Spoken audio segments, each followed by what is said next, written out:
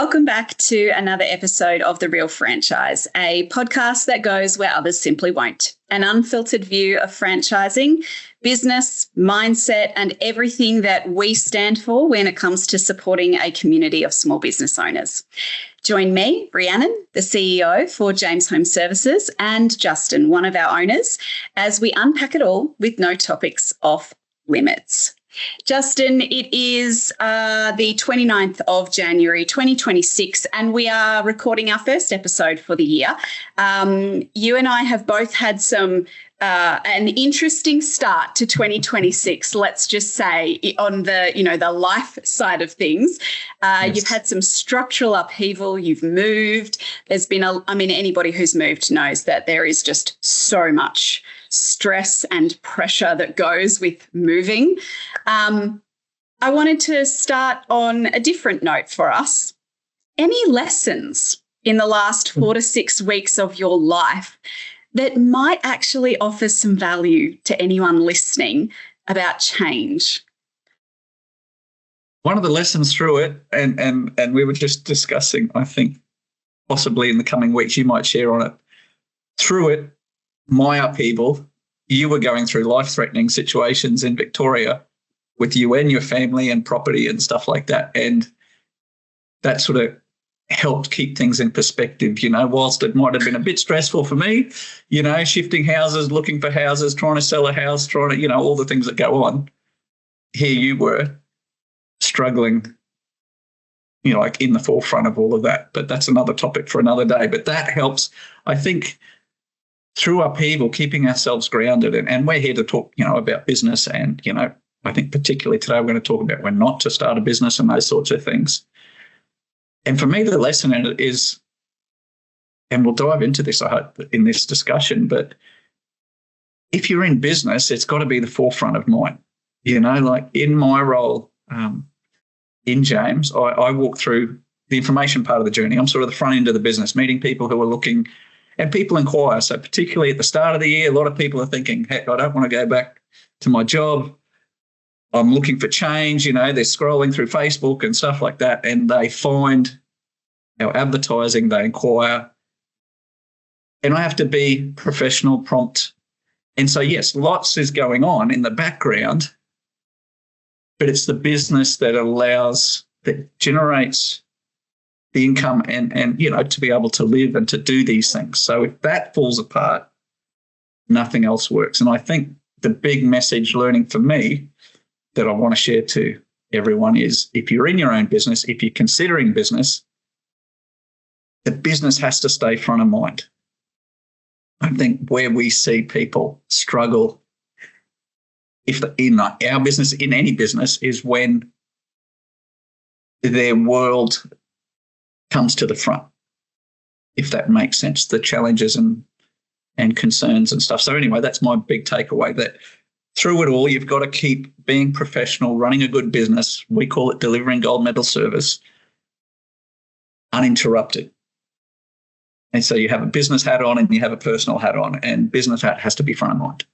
Yeah, it's an important message. And it's not to say that the personal hat can't be worn, shouldn't be worn, isn't also equally important. But it is to say that if you allow that to overtake what the business's core business is, then that's when you will find yourself struggling even more. Yeah, that's an interesting lesson. It's a very pertinent one. And it feeds perfectly into our topic today. Indeed, what we're going to talk about is when you shouldn't start a business. How odd, Justin, that two people who sit as leadership in a franchise network are actually talking about when you shouldn't start a business. But as everybody, for anybody listening who's been listening a little while, you know the game now. We talk about all the stuff that should actually be talked about. This podcast is not a sales pitch. It's not just a promo for James Home Services. It is designed to actually just help people make an informed decision about whether business ownership is right for them or not, and just taking away all of the hype and all of the fluff and all of the pretty pictures and the salesy pitch and the PowerPoint presentations, and talking about the real topics. And that, we're starting the new year on a very strong note, because we're talking about when not to start a business. And I think that your lesson is the perfect segue to our first discussion point, because I think for me, that you should never start a business if your ability to commit to that business isn't 110%. Agree. And I want to use an analogy to explain what that means in a more practical sense. And this is an analogy that I've borrowed from a work colleague who has borrowed it from a podcast he was listening to last week. And it's a beautiful one, right? And so here it is. Imagine that you walk into a burger store. It's lunchtime, you're hungry. You look at the menu, you pick a burger. Pretty low commitment, right? Like you want to pick something you're going to enjoy, but if you don't enjoy it, doesn't matter. It was one meal out of literally thousands of meals you will eat in your life. You decide that you're going to buy a new car. We've just taken an enormous big leap up on the level of commitment you need to have to that decision. You need to do your research. You need to be in a financial position to be able to afford it. You need to have a secure job so that if you're going to get a loan, you can continue to make those repayments. You've got to consider the safety of the car, the size of the car, how fast you want the car to go, all of those things, right? There's a lot more that goes into that decision. It's a bigger commitment. You know, then we think about things like choosing a career, choosing a job, leaving a job, making that decision is hard. Partnerships with people, that's hard, big decisions, and, you know, arguably will chart the course of your life. Things like buying a house, enormous decision, probably single-handedly the biggest financial decision anybody makes, right?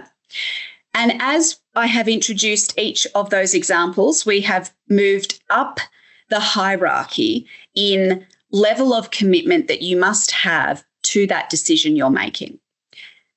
But what sits right at the top of all of that, if you ever choose to do it, is starting a business. Because the difference between starting a business and buying a house, buying a car, buying a burger, all of those things, is that it's the business that gives you the financial wherewithal to make the other decisions happen. Yes. So the business sits on top. And so using that analogy to move back to our point, if you're thinking about starting a business, you shouldn't unless you're prepared to have that decision and your commitment to that business sitting right on top of everything else in your life at that moment. Yep. Yep. And it's a big call. Walking people through this process, every single person I talk to says, I'm keen, I'm committed, I can do this, with very genuine intent. Yeah. But I think, in fact, when I went through this process over 15 years ago, looking at a James business, the person who walked me through that process, he was very confronting. He said to me, and I've never forgot, he called me naive. He said, Justin, you're very naive. And that really shocked me.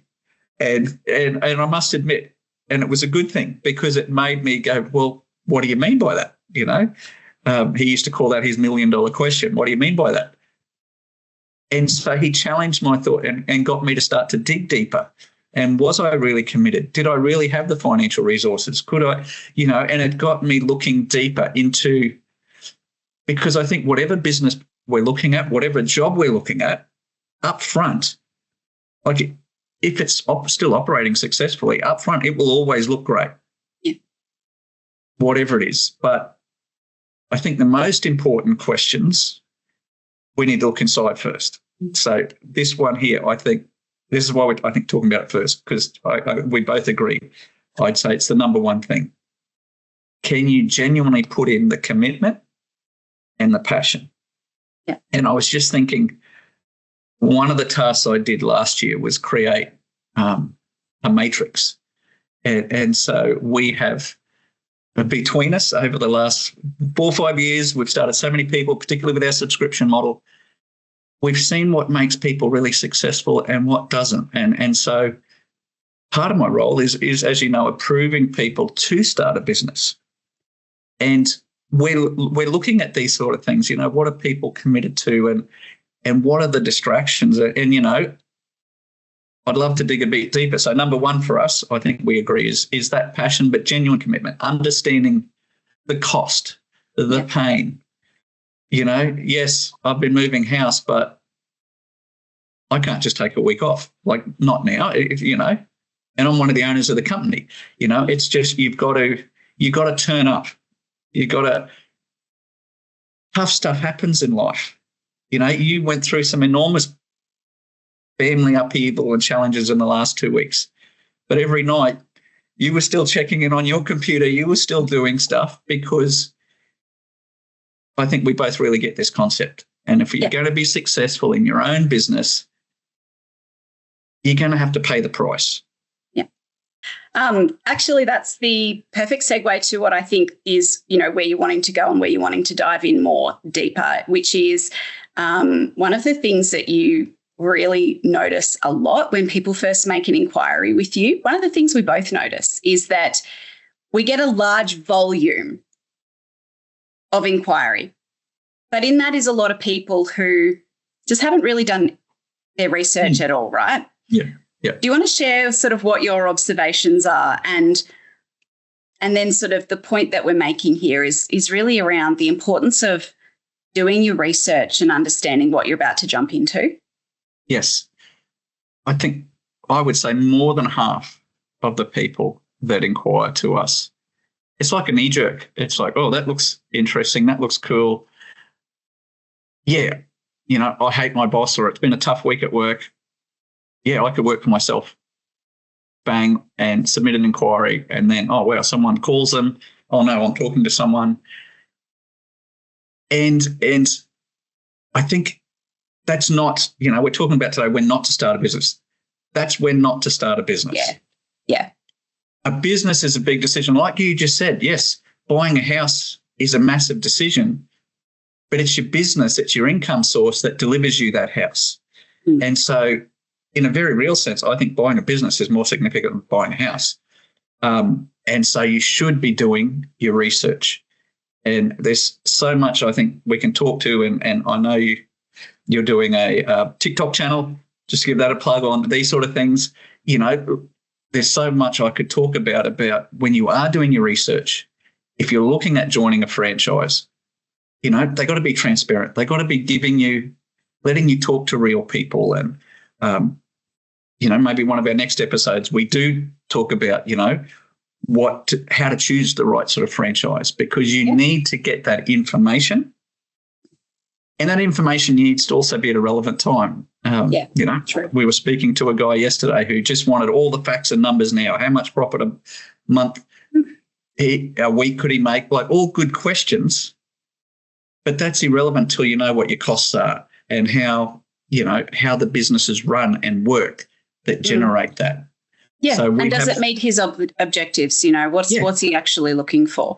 Yeah. Correct. So I actually was filming a TikTok video yesterday, and one of the points that I was making was that it's so easy to get, it's so easy to see the advertising and think it sounds all great, right? Because the advertising sometimes will focus on lifestyle, but what we also need to remember is the foundations. So, advertising will focus on freedom and flexibility and being your own boss.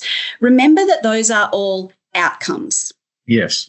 And that it's the foundations that are actually really important to understand. So the foundations of actually building a successful business are hard work and commitment and persistence and diligence and doing your homework and making sure that the business model suits you and what you want to get out of it, making sure that you've got time available for the commitment, making sure that the skill sets that you've got are going to be able to be massaged to be a business owner in that area.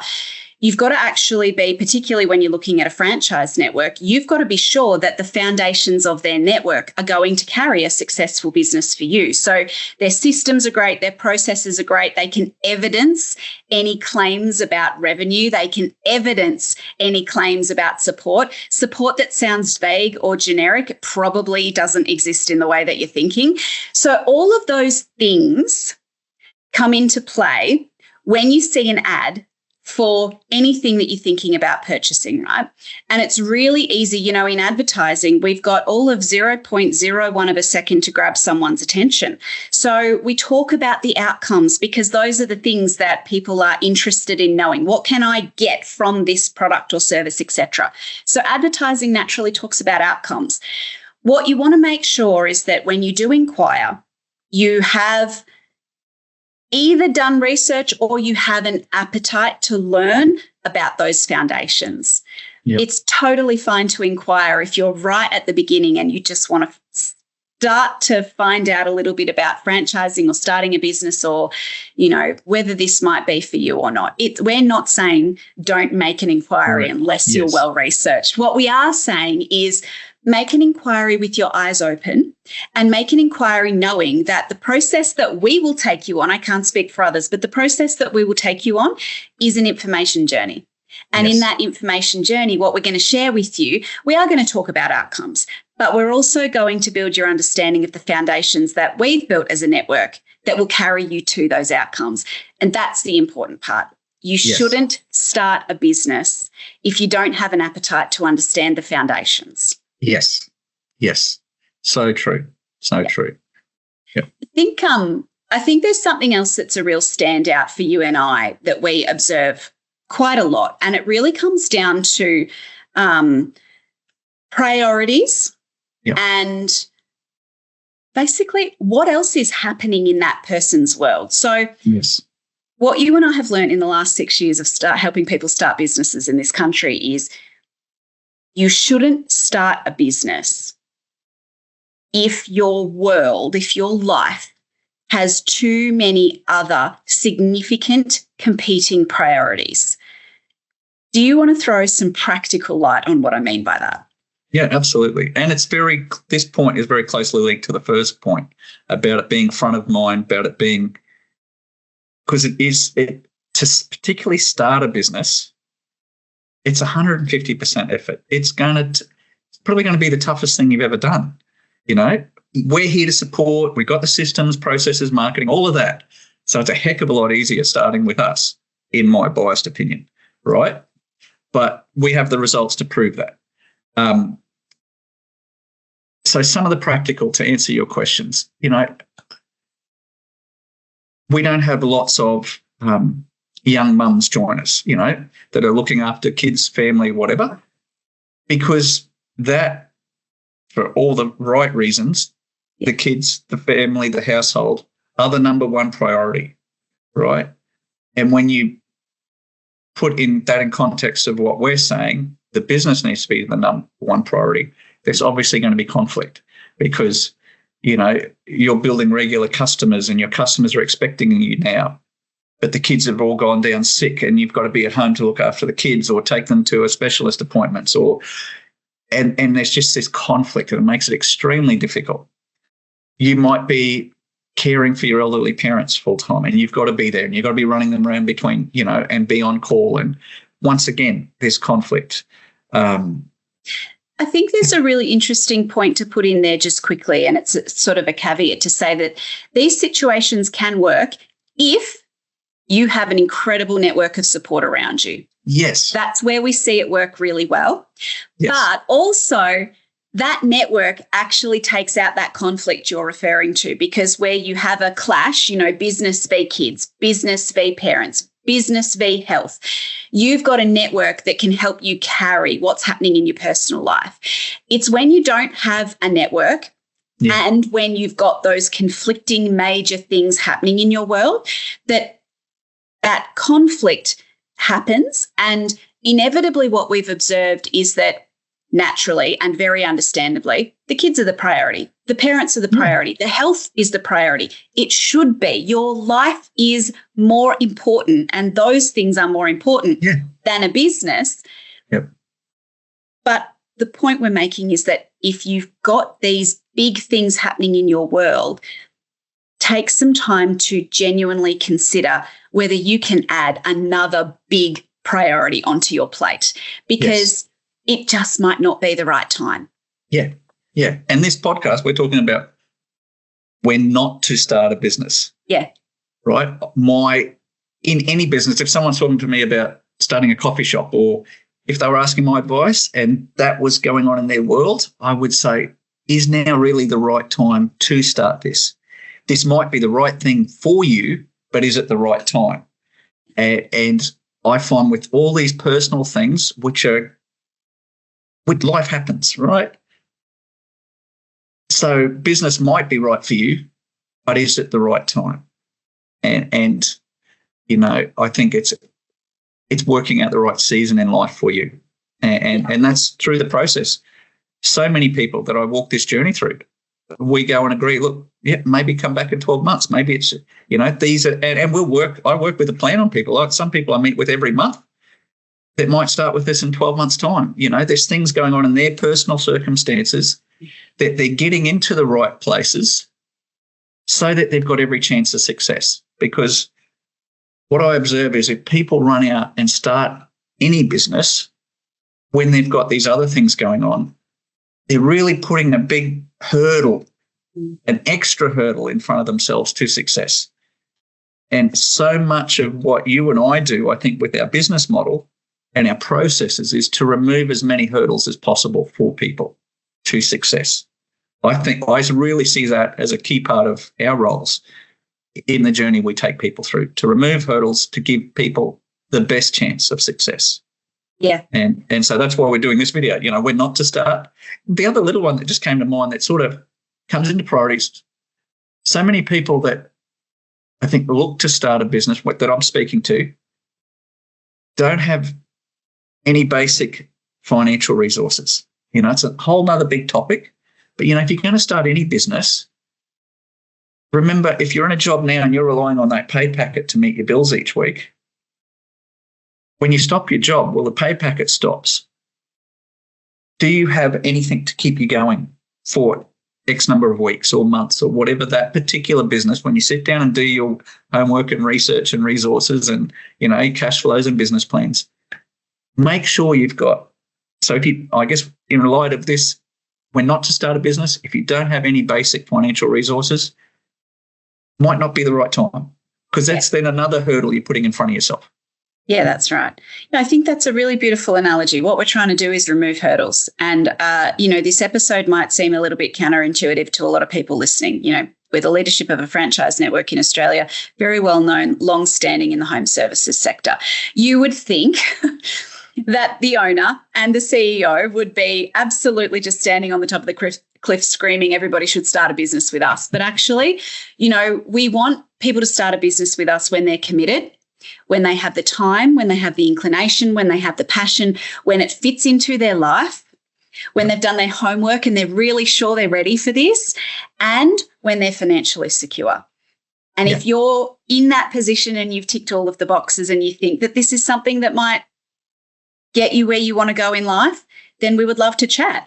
If you're not sure about what these boxes mean or what they look like for you, please still inquire, because our job is actually not to convince you to start a business. Our job is to help you make a better informed decision about whether it is right or not. And indeed, whether we are right or whether maybe another network might be better suited to you. We've got a whole nother episode on, the different business models of networks and when we work and when we don't work. And we're very open with people that we don't suit everybody. So I think that's a natural place to leave this episode. But I think actually you've just inspired another idea for another episode down the track, which is how much money do you need? Because you've touched on an absolutely critical point there. You need to have some money behind you. And we should talk openly about how much you need and what we actually look for, and also the tools and resources that we have in place to help us help people understand whether they've got enough or not. This is not just sort of blind Freddie leading the way saying you've got enough and you don't have enough. We've actually got a really strict process around how we look at that. So it could actually be helpful to share that in a future episode. That's great. Yes, agree. Yeah. Perfect. Well, let's leave this episode right here. Thank you so much for listening to another episode of The Real Franchise.